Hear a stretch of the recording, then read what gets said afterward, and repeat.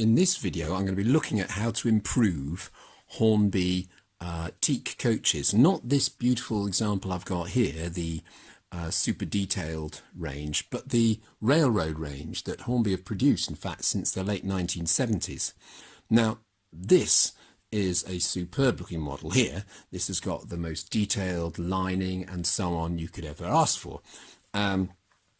And it's obviously quite a complex painting pattern that they use to achieve this.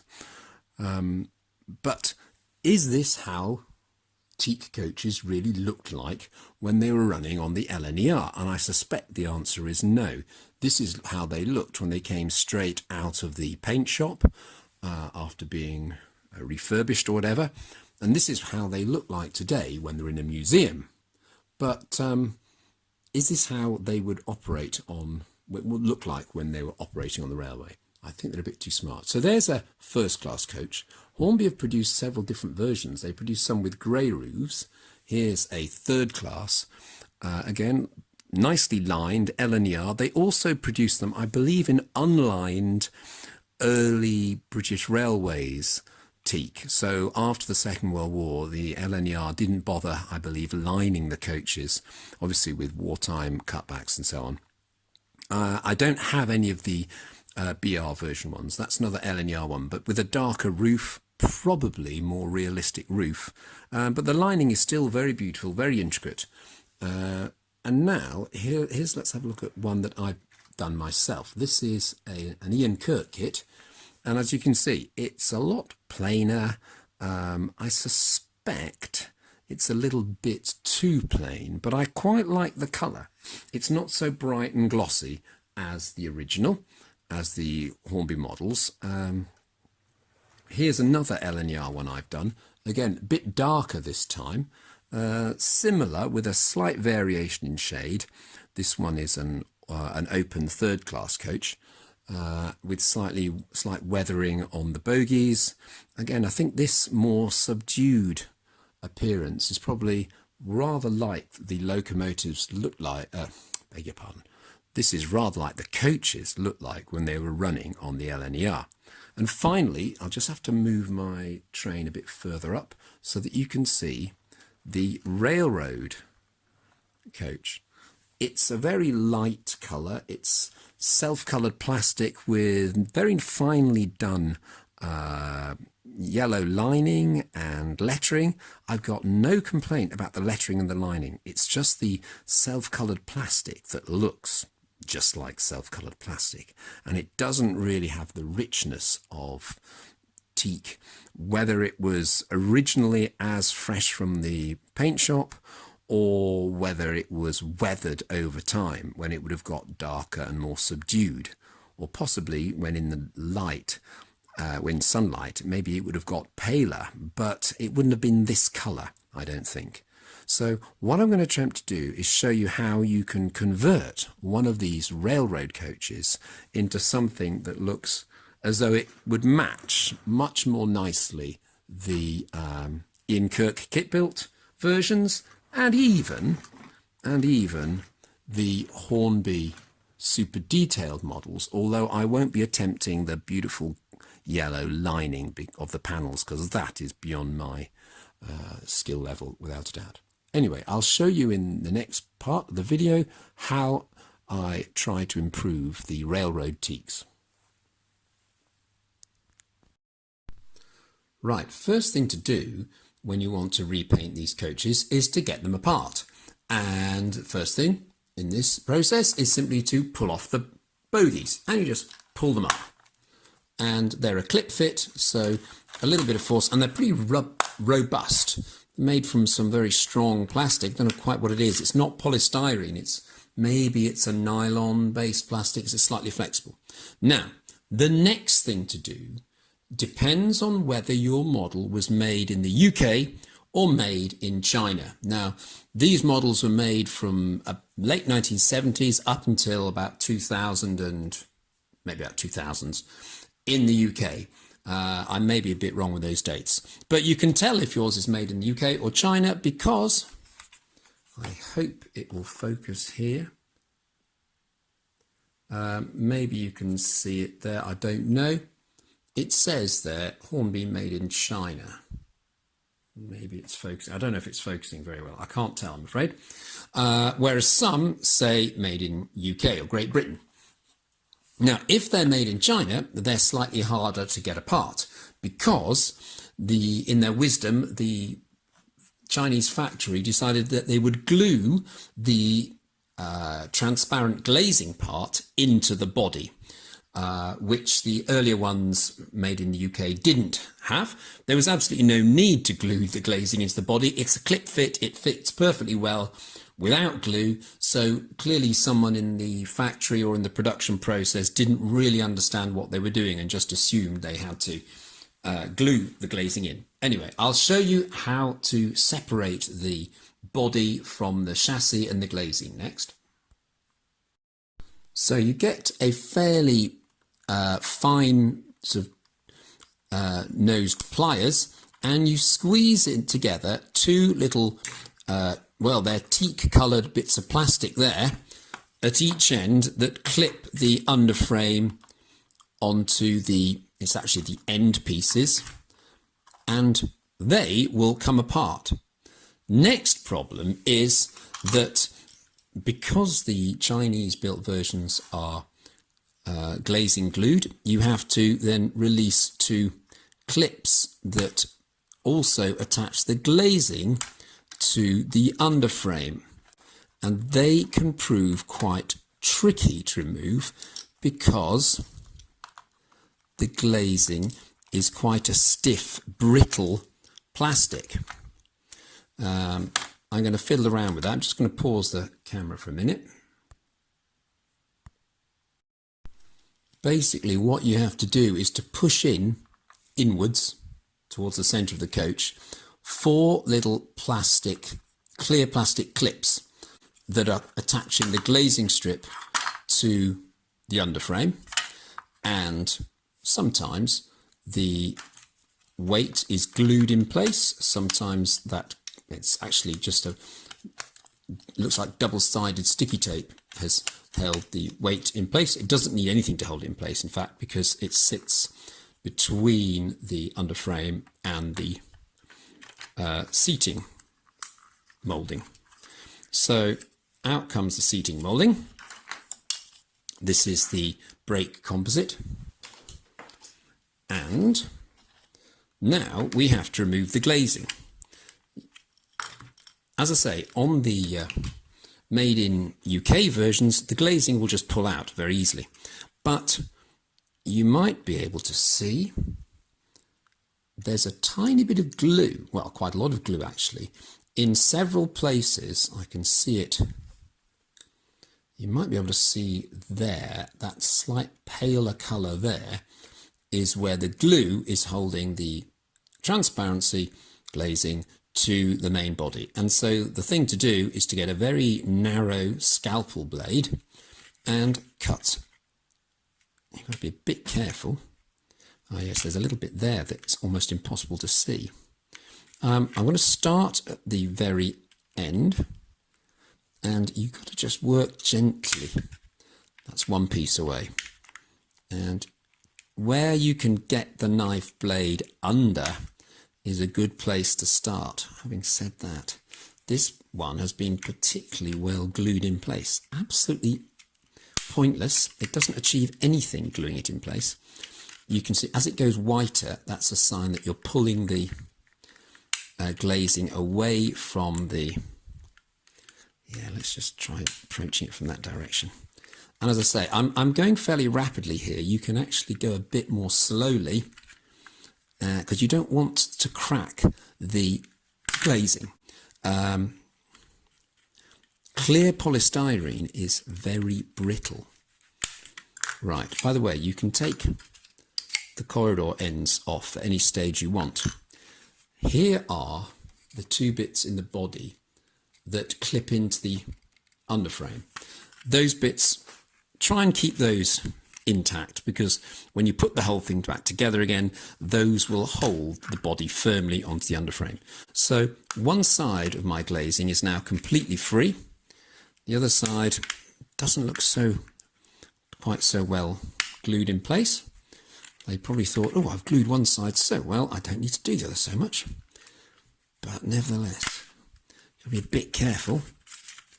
One last bit to go, and out comes the underframe. By the way,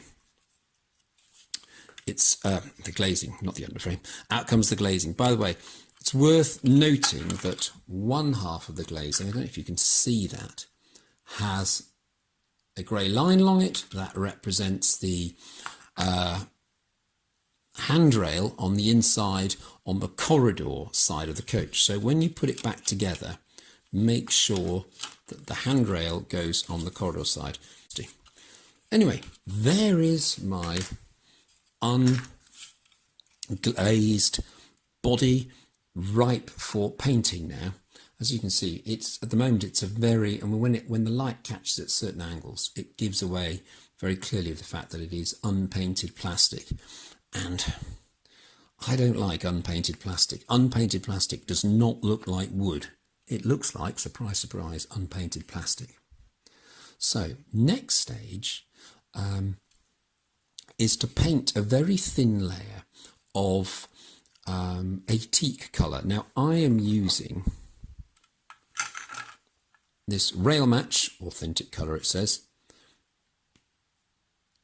623 Linear Coach Teak.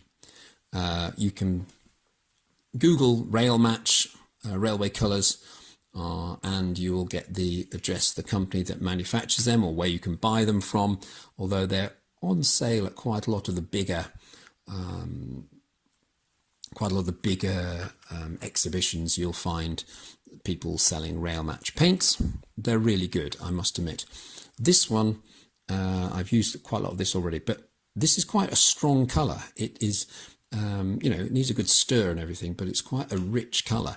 And what I actually do is I mix it with a load of white spirit to dilute it. Actually, I mixed this in a pot earlier today, and although I've diluted it, it really needs a bit more paint and a bit more diluting. So I am going to do a bit more of that now, and then we're going to paint this. So my paintbrush is there. I'm going to get, there's no need to be particularly subtle about this. Bit of a stir, blob of LNER teak,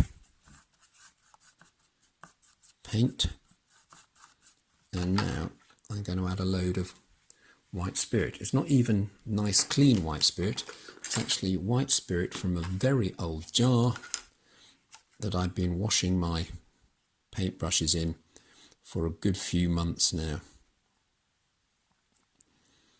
And all I'm doing is soaking up a bit more white spirit each time. And you see I've got a bit of a dirty brown colour in there as well, by accident. Doesn't really matter. And mix up the white spirit and the teak colour. A bit too much of it on the paintbrush at the moment. Oh, this is a very old paintbrush. You don't need to use your very best paintbrushes for every job. So that might be a bit too thick. Try it on the end piece. It's not bad. I'll just add a tiny bit more white spirit to it, because if in doubt, you can always add another coat.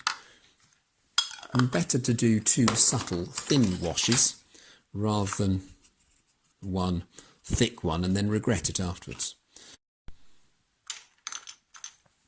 You probably can barely see the difference between those two, but there is a slight difference, and that's the whole point. Is when we first do this, it's quite a watery, that's the wrong phrase, it's quite a dilute white spirit wash, and so it doesn't matter that the colour is slightly unevenly spread. In fact, that helps to get the correct teak effect that we're trying to achieve. We don't want a perfectly even spread of paint. So I'll leave those to dry, and Now I'll start on the actual coach itself. What I tend to do is, sorry, this is such a cluttered work areas because I've got lots of jobs going at the same time. I tend to, when I'm painting, try not to put too much paint near where the numbers and the lettering is, because if I'm going to do 2 or 3 washes, I really don't want to obliterate the numbers and the lettering, because, as I said, I think earlier on in the video, they've been very well executed by Hornby. There's nothing wrong with them. The only fault with this coach really is the overall shade of the teak. So here I am, and the only time I've got to be careful really with my painting is when I'm going near the roof line. If I do get any of this paint on the roof, I'll immediately get some white spirit and wipe it off. Now here are my Kirk, or here's one of my Kirk models, and here is the Hornby model that I'm comparing it against. The next task really, while my first coating of teak is drying, and you really need to leave it to dry for, I would say, 24 hours before you apply another layer. Can be a bit frustrating, you know, you just got to be a bit patient. While that's drying, there are lots of other things to do. For a start, the cheap railroads have a black plastic single piece chassis. There are 2 things wrong with it. One is very easy to fix, and that's the colour of it. It's black, whereas originally the underframes would have been, or at least the, now what are these bits called? The sole bars, I think they're called. These, I think, are painted in, well, it looks like a bauxite colour. It might be called red oxide. It might be iron oxide based, or rust colour, essentially, with black footboards. Incidentally, I've realised that the person who owned this before me, who's fitted passengers into this coach, has put the underframe back the wrong way round, because you see that there are only 1, 2, 3, 4 footboards on that side, and on the other side, where there should be 1, 2, 3, 4 footboards, there's actually a continuous footboard. Anyway, my own Kirk model does not have that footboard at all anyway. What I've done with mine is I've produced more of a sort of dirty brown colour, because when in use, both, I mean, the underframes got filthy pretty quickly. They are going to be the dirtiest part of our model. So I like the way the Hornby model has a sort of weathered black finish on the black parts of the underframe, but the sole bars should not be such a bright rusty red colour. So I'm going to go for a dull brown, and I'm going to paint the whole of this part of the underframe, I think they're called the sole bars, that rusty brown colour, dirty brown colour. I'm going to leave the actual truss rods black. Now, the other thing to notice with the more accurate models is they have 2 battery boxes. I think the Hornby one has battery boxes on each side. I have a feeling that many Kirk coaches, the battery boxes are only intended to be on one side. I think some of the coaches only had them on one side. Anyway, they're meant to be slap bang in the middle of the coach, as in same distance from each end. However, the Hornby model, the underframe was designed, I believe, originally really for a Great Western Railways coach, where they had a battery box quite a long way from the centre. So another job you can do, if you want, is to cut away the battery boxes, smooth them level, and then refit them in the middle. I'm going to have a go at that. I haven't tried that yet, but I'll have a go at that. So I've now completed the work on the underframes. You might be able to spot those 2 holes there. That's where I cut away the axle boxes. I used a Dremel rotary cutter to do that. You can use just a little hacksaw blade or a sharp craft knife, but bear in mind that the truss rods of the underframe are quite fragile, and when you're faffing around hacking away at stuff, it's very easy to accidentally bend and break those. So I cut away the two battery boxes, and then I attached them in the middle of the underframe. I say in the middle, equidistant from the two ends, and symmetrical between the vertical parts of the truss rodding.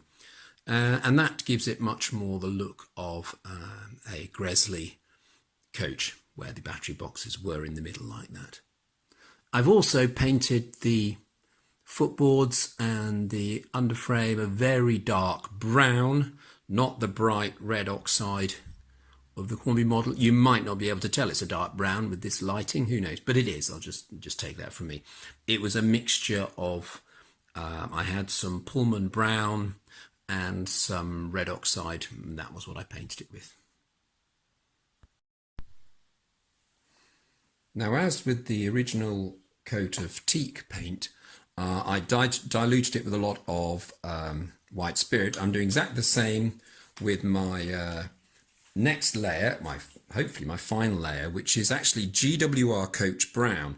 And I'm just adding a few drops of white spirit to that to really make that a much thinner wash.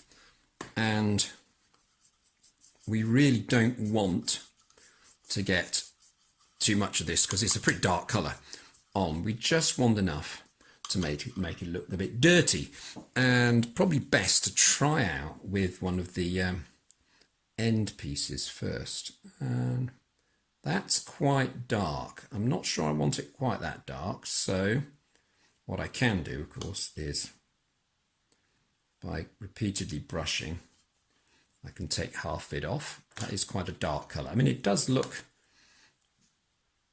well, it doesn't look too bad, but I'm gonna dilute that. Oh, he says, getting hands and fingers everywhere. A couple more drops of white spirit in my mix. I'll also just get a bit of white spirit on my paintbrush, and that will help to remove some of this.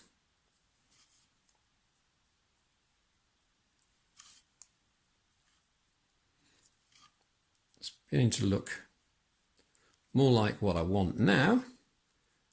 Do the same on the other side. Actually, that could do with a bit more brown. And one thing to bear in mind, thin washes of paint like this don't remain the same colour. When they dry, they look quite different from when they are wet. So if you think, oh my God, it's gone horrifically dark, be surprised once it's dry. I guess it's because of the way it reflects or doesn't reflect the light. I don't know which. It looks slightly different. Anyway, you can see now I am, as before, painting the coach. Not going to worry so much about going over the colours because this wash is thinner than the last one, even though it's a darker colour.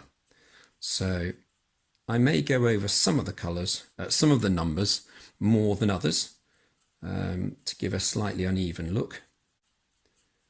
When I was younger, I must admit, I loved the fact that, you know, the coaches that you bought, just spilt a bit on the roof there, and if I get a bit of tissue, I will wipe that off completely. I could also give it a slight rub of white spirit, but I don't want to remove the factory coloured paint finish. Yeah, what I was saying, when I was younger, I remember I loved the pristine look of, you know, mass-produced ready-to-run rolling stock. But as I've, I suppose, observed the real-life railway more, not that you can see any teak coaches running in 1950s, 1960s, or 40s rather, in this case. Not you can see them running anymore, but I kind of like the more weathered look of rolling stock rather than that perfect museum look that you get from ready-to-run stuff. Anyway, I'll carry on doing that, and I'll add some slightly darker swishes in places. You can put some little streaks in the bigger pieces of paneling, and that, it just adds a bit of a teak finish. Vertical streaks for the vertical narrower bits of paneling. Okay, I'll carry on with that and speak to you again in a little while. And here are the finished examples alongside a Kirk Gresley that I painted myself. You can see actually it's partly exaggerated by the fact that I'm holding these next to a window, but you can probably see that the Kirk Gresley is a richer colour, and that's because it's being lit more by tungsten, an old tungsten light bulb. And this one is even more so. The Hornby Gresleys are a very rich colour, but the one that I've darkened is much more subtle, much more like a weathered teak, I would say. I'll also compare them with a couple of the originals. I mean, the final achievement I wanted to get was to be reasonably good match for these. It's not perfect, but it's not bad. And here at the top is the repainted coach, and here is the original. Again, comparing the colours, you can see I've got a richer colour with my version than the originals. They're a darker, richer colour, but not as dark and as rich as the super detailed Gresleys. I think if I'm being critical of my own versions, I think I should have used a little bit more teak when I painted over the original plastic, but I didn't want to cover up all the numbers because actually buying a whole set of transfers is another £7 or £8 if you get the press fix transfers. So without wishing to spend a fortune on these, just going for a layer of a thinner layer of teak washed so that the numbers and lettering still appear was my solution. Anyway, I'm pleased with them. They're not perfect, of course they're not perfect, but I reckon these took me, I did 4 coaches in total, took me between an hour and a half, maybe 2 hours to do 4 coaches completely from start to finish, and the coaches cost me about £6 each, and at that price I'm pretty happy.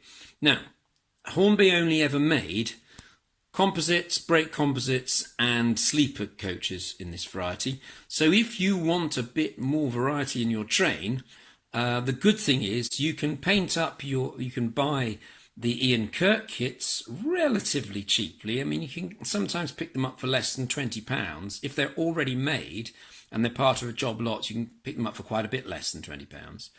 And then you can make sure that they're painted to the same sort of standard as your own models. And then you have a nice matching set, a matching rake. And you can have some all third coaches, not just composites, in your rake. Okay, well, I'm sorry that was such a long video. I waffled on for quite a while, and probably watching this video, in the time you've done that, you could easily have completed 1 coach. But anyway, yeah, I hope you found that a useful video. Bye for now.